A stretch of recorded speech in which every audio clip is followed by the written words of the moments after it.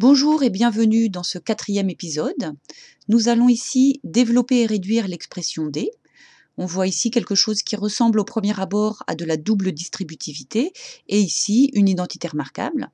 Alors, petit point méthodologie, le jour d'un contrôle, c'est jamais inutile, donc plutôt je devrais dire c'est utile d'écrire les trois identités remarquables tout de suite au brouillon en début de contrôle, comme ça elles sont posées sur le papier et après vous êtes libre pour gérer les signes, etc.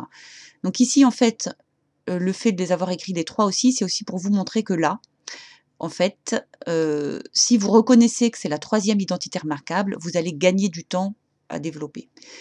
Et alors, effectivement, ça n'a pas l'air d'être tout à fait la même identité remarquable, mais c'est pareil, hein, ici, A plus B facteur de A moins B, c'est pareil que A moins B facteur de A plus B, hein, c'est la même chose. On peut intervertir deux facteurs dans un produit, c'est la même chose, hein. 3 fois 4, c'est pareil que 4 fois 3. Donc là, c'est pareil. Mais deux parenthèses, je peux les intervertir. Donc je vais les laisser dans ce sens-là, dans le sens où ça se présente ici. Et ensuite, là, la deuxième, on reconnaît que c'est celle-ci à cause du moins. OK? Bien, donc la première identité remarquable, je n'en ai pas besoin, je l'enlève.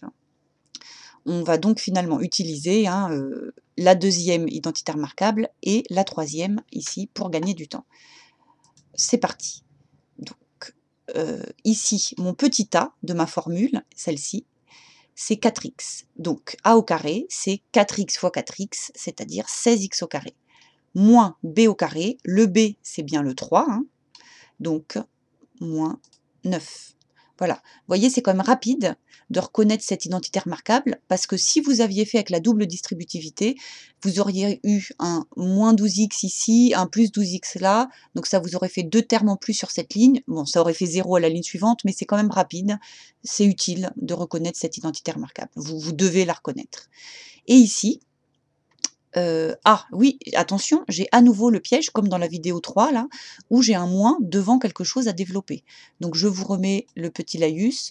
Quand il y a un signe moins avant quelque chose à développer, il faut développer dans une parenthèse, puis à la ligne suivante, enlever les parenthèses et changer tous les signes. On ne peut pas tout gérer d'un coup sinon.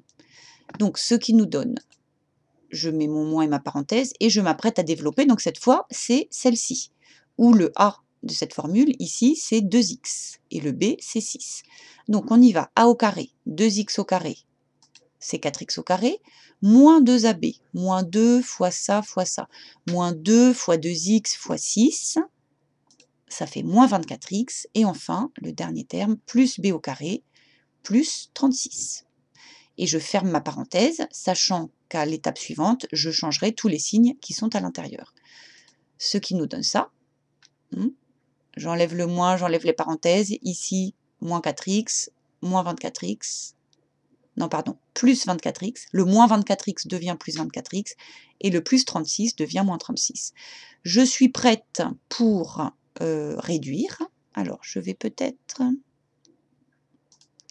enlever tout ça. OK. Donc, les termes en x au carré, j'en ai 16 moins 4, ce qui fait 12x au carré.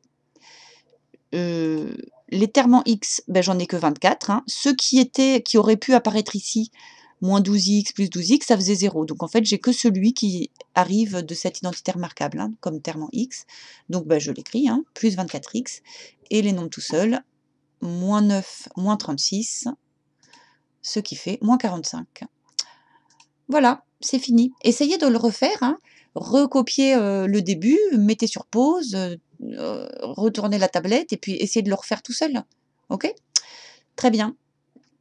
Je m'arrête là.